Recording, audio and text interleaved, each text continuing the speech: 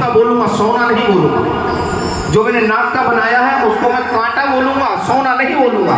जो मैंने हाथ का बनाया उसको मैं कड़ा बोलूंगा, सोना नहीं बोलूंगा। लेकिन मैंने सारे आभूषण को लिया, एक बर्तन में डाला और कूट दिया। उसके बाद क्या बचेगा? सोना। इसका मतलब क्या था कि पहले भी क्या था? सोना, और बाद में भी क्या था? सोना। है तो सोना ही। तो भगवान कितने हैं? एक ही है। उसको आप श्याम के नाम से बोलो, उसको राम के नाम से बोलो, आप कृष्ण के नाम से बोलो, लेकिन भगवान एक ही है, श्याम। खाटू श्याम जी कौन है उनके बारे में थोड़ा सा मैं प्रसंग लूंगा, बस 5 मिनट के लिए। मैंने भाई साहब से रिक्वेस्ट करके समय मांगा है। महाभारत शायद सबने सुनी होगी। तो महाभारत में 5 पांडव थे। जब महाभारत का युद्ध हुआ था तो 5 पांडवों में एक भाई थे भीम। तसल्ली सुनना कथा।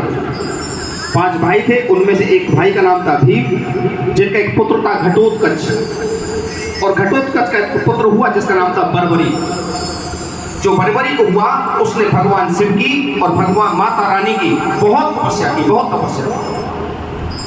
जब भगवान शिव खुश हुए तो उन्होंने 3 बाण उनको दिए, और 3 बाणों में इतनी शक्ति थी कि वो तीनों बाणों से पूरे ब्रह्मांड को खत्म कर सकते, इतनी ताकत थी उसकी। और माता रानी ने उनको 2 वरदान दिए कि जब तेरे रास्ते में कोई भी पहला बंदा मिलेगा और वो तुझे वरदान मांगेगा तो खाली हाथ नहीं भेजेगा। कहते हैं ना, हारे का सहारा। जो तुझे रास्ते में मिलेगा तो खाली हाथ नहीं भेजेगा, उसकी जो मनोकामना हो उसको पूरा करेगा। और दूसरा वरदान क्या दिया था कि तू हमेशा जो साथ देगा वो हारे का साथ देगा, जीतते हुए का साथ नहीं देगा। इसलिए बाबा के दर पर जब भी जाओ तो समझ के जाओ कि बाबा मैं बहुत हारा हूं। जब महाभारत का युद्ध चल रहा था तो माता मोरबी से बर्बरीक ने आज्ञा ली कि माता मैं भी युद्ध में जाऊंगा। तो भगवान कृष्ण को जब पता लगा कि बर्बरीक युद्ध में आ रहा है तो भगवान घबरा गए। भगवान ने जब युद्ध के लिए बर्बरीक चले तो भगवान ने ब्राह्मण का वेश धारण किया और बर्बरीक के सामने पहुंच गए। जब बर्बरीक के सामने पहुंचे तो उन्होंने प्रणाम किया, ब्राह्मण देवता प्रणाम। तो उसने पूछा ब्राह्मण देवता ने, भैया कहाँ जा रहे हो? बोले युद्ध में। तो तुम कौन हो? मैं ऐसे ऐसे बर्बरीक हूं और मेरे पास 3 बाण है, मैं पूरे युद्ध को खत्म कर दूंगा। बोलो तुम किसकी तरफ से लड़ोगे? बोले जो हारता हुआ वो उसकी तरफ लड़ूंगा। बोलो कौरव अगर हार गए तो तुम किधर लड़ोगे? बोलो कौरव की तरफ। बोले पांडवों की तरफ। चले। तो उनको पता था कि इन बाणों में बहुत शक्ति है। तो बोला मैं तुम्हारे इन बाणों की शक्ति देखना चाहता हूँ। बोलो सब क्या चाहते हो? बोले ये पीपल का पेड़ है, अगर तुम इस बाण पीपल के पत्तों को अगर फेंक देते हो तो मैं मान पाऊंगा तुम्हें शक्ति है। तो उसने एक बाण चलाया, पूरे पीपल के पत्तों को फेंक दिया और एक पैर पीपल का पत्ता भगवान कृष्ण के पैरों के नीचे रह गया। तो बाण उनका पैरों के नीचे घूमता रहा। तो बर्बरीक ने कहा महाराज पैर हटाओ, पत्ता पैर के नीचे है। वो पेज आज भी है। आपने अगर जाओगे तो समालखा एक जगह पड़ती है, हिसार के पास, सोनीपत के पास एक समालखा जगह पड़ती है। वहाँ पूरे धड़ के साथ भगवान खाटू श्याम जी का मंदिर है। कभी दर्शन करने जरूर जाना, मौका लगे तो। खाटू आप नगरी तो जाते ही जाते हो, लेकिन आप सोनीपत भी जरूर जाओ।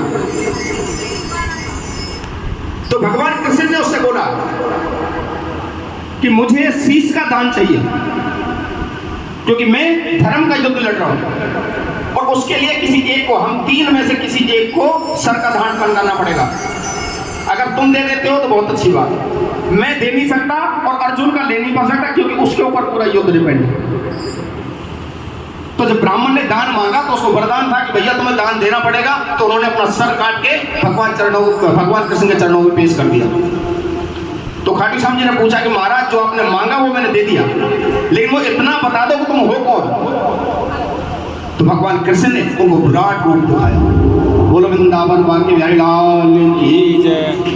जब विराट रूप दिखाया तो खाटू श्याम जी को उन्होंने वरदान दिया कि कलयुग के अंदर तुम्हें 2 वरदान पहले से प्राप्त हैं। कलयुग के अंदर तुम मेरे नाम से जाने जाओगे, श्याम के नाम से, और जो भी तुम्हारा नाम रटेगा उसकी तुम मनोकामना जरूर पूरी करोगे। बोलो बाबा श्याम की जय।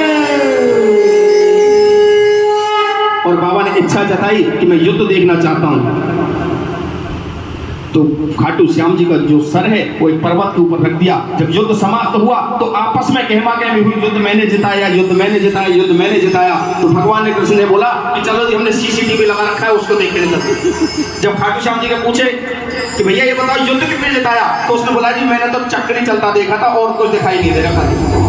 बोले वो था ही नहीं। तो कहने का पर्पज क्या था कि जो भी है बस ये है और कोई नहीं है। जिसको जो श्याम रटेगा उसकी मनोकामना जरूर पूरी होगी, जरूर पूरी होगी। आप खाटू दरबार जाएं, आप संभाल का जाएं, बाबा के दर्शन जरूर करके आए। बहुत बहुत धन्यवाद। बोलो बांके बिहारी लाल की जय, खाटू नरेश की जय।